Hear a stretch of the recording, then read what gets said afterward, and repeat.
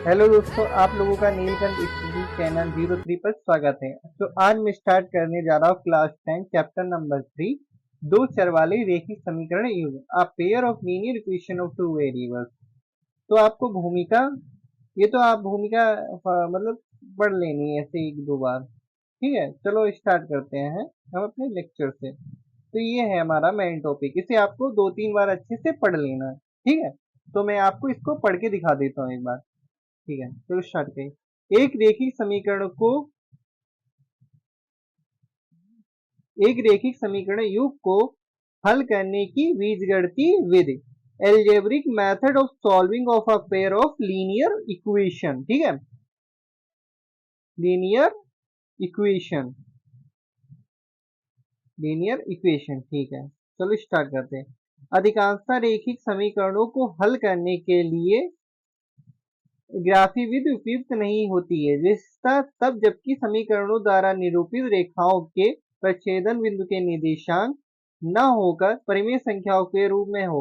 ऐसी स्थिति में ग्राफी विधि से सही उत्तर प्राप्त नहीं होता है। जैसे यदि किसी रैखिक समीकरण युग्म को हल x बराबर 7/9 और y बराबर -3/7 हो, तो ग्राफी विधि में दोनों रेखाओं के प्रच्छेदन बिंदु के निर्देशांक 7/9 -3/9 होंगे। ठीक है, अब ग्राफ में देखने पर हमें यह बिंदु x बराबर 0.7 और y बराबर 0.4 प्रतीत होगा, जबकि सही हल इससे भिन्न है।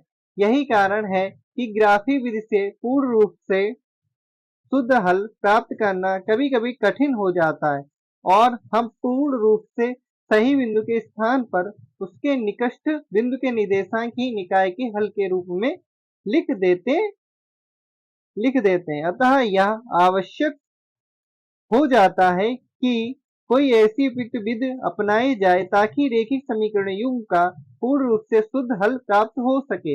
ऐसी ही एक विधि बीजगणितीय विधि है जिसकी सहायता से हम रैखिक युग्म का बिल्कुल सटीक हल प्राप्त कर सकते हैं। सामान्यतः दो चर वाली रैखिक समीकरण युग्म को हल करने के लिए जो बीजगणितीय विधियां काम में लाई जाती वे निम्न हैं। पहली हमारी प्रतिस्थापन विधि। पहली कौन सी विधि है? प्रतिस्थापन विधि। और दूसरी है विलोपन विधि। प्रतिस्थापन विधि मेथड ऑफ सब्स्टिट्यूशन, और विलोपन विधि को इंग्लिश में क्या कहते हैं? Method of elimination. तो हम पहले पढ़ने वाले हैं प्रतिस्थापन विधि। एक चर का मान दूसरे चर के पदों में व्यक्त कर प्रतिस्थापित करके किस रैखिक समीकरणों को हल करते हैं, यह प्रतिस्थापन विधि कहलाती है। इस विधि को हम निम्नलिखित स्टेप का अनुसरण करके अच्छी तरह से समझ सकते हैं। ये आपको लाइन छोड़ देनी, इसको आप लोगों को 3-4 बार अच्छे से रीड करना है। तो मैं इसको आप लोगों के एक क्वेश्चन से माध्यम से समझाता हूँ कि प्रतिस्थापन विधि कैसे रैखिक समीकरणों को। हेलो दोस्तों, आप लोगों का नीलकंठ स्टडी चैनल पर स्वागत है। आज मैं स्टार्ट करने जा रहा हूँ class 10 chapter number 3 lecture first. तो आज मैं चैप्टर का नाम है दो चर वाले रैखिक समीकरण युग्म, अ pair of linear equation of two variables, जिसमें हमारे दो वेरिएबल्स होंगे। ठीक है, उन्हें हम सॉल्व करना सीखेंगे, उन्हें कैसे सॉल्व किया जाता है। तो उदाहरण के लिए हमने एक क्वेश्चन ले लिया, प्रतिस्थापन विधि द्वारा रैखिक समीकरण को हल कीजिए। तो हम किस विधि से? प्रतिस्थापन विधि से इन जो हमारे पास ये रैखिक समीकरण दिए गए हैं दो वेरिएबल्स वाले, मतलब दो चर वाले, उन्हें हम हल करेंगे। तो कैसे हल करेंगे देखते हैं।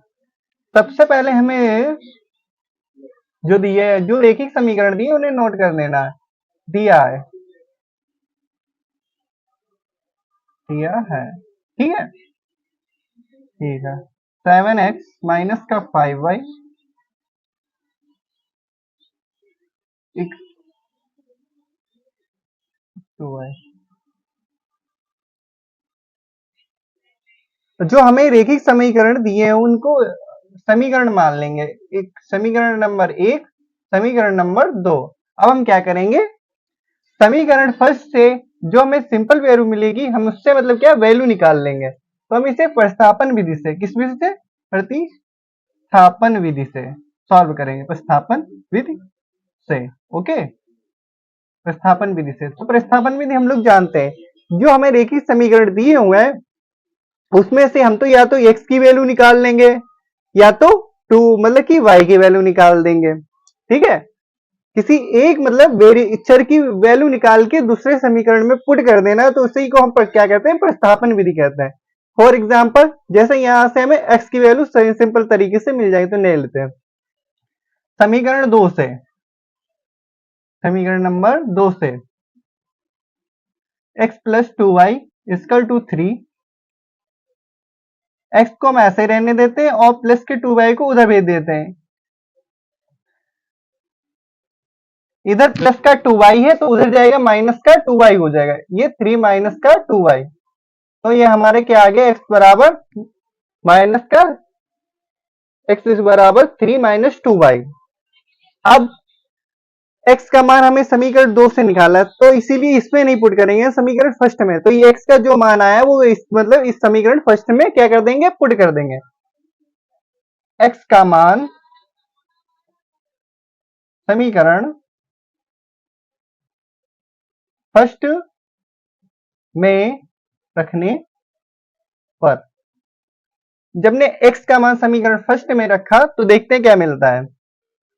और तो 7, x की वैल्यू क्या है 3 माइनस 2y, तो रख दो 3 माइनस 2y माइनस का 5y इक्वल टू 2। तो ये देखिए 7 मल्टीप्लाई, तो इसकी मल्टीप्लाई करेंगे तो 7 तिया 21 और 7 दूनी 14y। ठीक है, इसकी इससे फिर इसकी इससे हो जाएगी। ठीक है, ये प्लस माइनस आती है 21 माइनस का 2y और ये माइनस का 5y हो जाएगा। ठीक है, अब ये प्लस का 21 है, ये माइनस का 14y। ठीक है, तो यहाँ पे y है, इसके साथ ये y है, तो ये माइनस माइनस प्लस हो जाएंगे। ये आप पूछेंगे कैसे माइनस माइनस प्लस हो जाएगा, पर प्लस साइन माइनस के ही लगेगा। 14 और 5 19, 19 बाई ये हो जाएगा। ये बेसिक लेक्चर आपको देखना पड़ेगा जो मैंने डाला है, उससे आपको अच्छे से समझ में आ जाएगा। फिर इक्वल टू 2 रख लेंगे। ठीक है, अब यहां से 19 की बार मतलब हमें y की वैल्यू निकाल लेनी, तो ये 19 की y हम ऐसे रखते हैं, ये प्लस का 2 इधर है, ये 21 का इधर प्लस का है, तो इधर जाएगा माइनस का।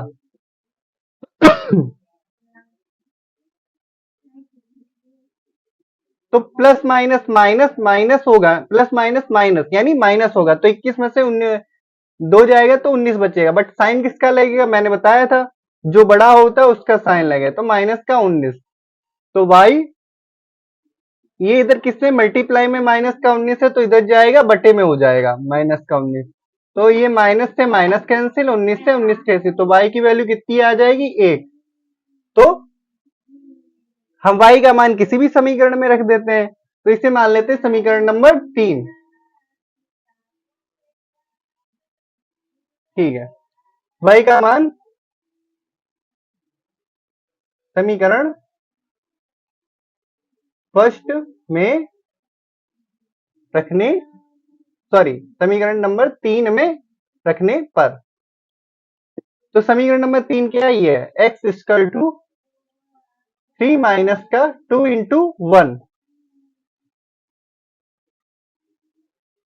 अब ये x बराबर 3 में से 3 इंटू माइनस का 2 की मल्टीप्लाई 1 से 2 आ जाएगा, तो प्लस माइनस माइनस 3 में से 2 जाएगा 1 बचेगा, पर साइन किसका लगेगा जो बड़ा होता है उसका, तो ये प्लस का 3 है इसीलिए इसका साइन लगेगा, तो यहाँ पे प्लस का 1 आंसर आ जाएगा। ठीक है, अतः x बराबर 1 तथा y बराबर 1 है। यही हमारा प्रतिस्थापन विधि से आ गया। आशा करता हूं आप लोगों को समझ में आएगा होगा, तो आप लोग इसका स्क्रीनशॉट ले लीजिए।